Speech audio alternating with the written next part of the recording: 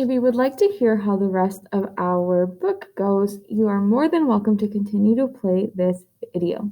If you don't have enough time in your reading block to hear the end of the book, don't worry, I will also post a full recording of How Many Days to America, a Thanksgiving story, for you to listen whenever you have time. But if you would like, you can continue to listen to see how our book finishes. Let's begin reading. Once there was a shout of "Land!" and we crowded the railing. But though we pulled on the sail, our boat would go no closer. "We will swim for help," my father said, and he had two others jumped into the water. "No!" my mother cried, but they were gone already. When at last we saw them rise on the green roll of the surf, saw them carried to shore, we danced and cheered. But there were soldiers on the rocks. Everyone was quiet, and my mother gripped my hand. They're bringing them back," she whispered. 3 soldiers with rifles came too in the small boat. They brought us water and fruit, but they did not speak or smile as they tossed it up to our waiting hands. "Was it not the right land, Papa?"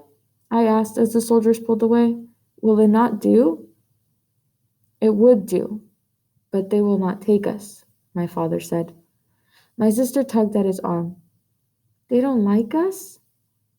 "It's not that." He did not explain what it was. Our family got 2 papayas and 3 lemons and a coconut with milk that tasted like flowers. The sea was rough that night, and my father's song lost itself in the wind. I said the words as the stars dipped and turned above our heads.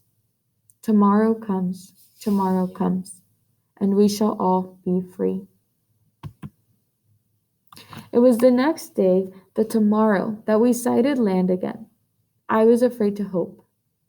A boat came. My mother clasped her hands and bent her head. Was she afraid to hope too?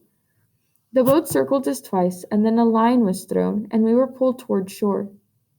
There was such a silence among us then, such an anxious, watchful silence. Anxious means feeling or worried. People waited on the dock.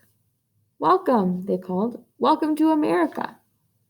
That was when our silence turned to cheers.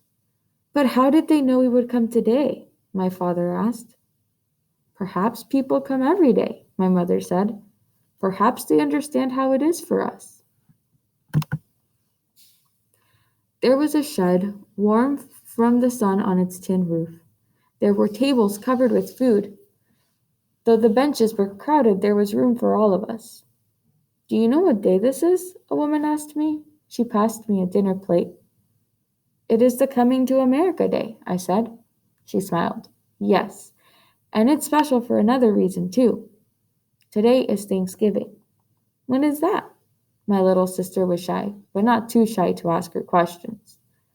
"Long ago, unhappy people came here to start new lives," the woman said. "They celebrated by giving thanks." My father nodded. "That is the only true way to celebrate." We joined hands and closed our eyes while my father gave thanks that we were free and safe and here. "Can we stay, Papa?" my little sister asked. "Yes, small one," my father said. "We can stay."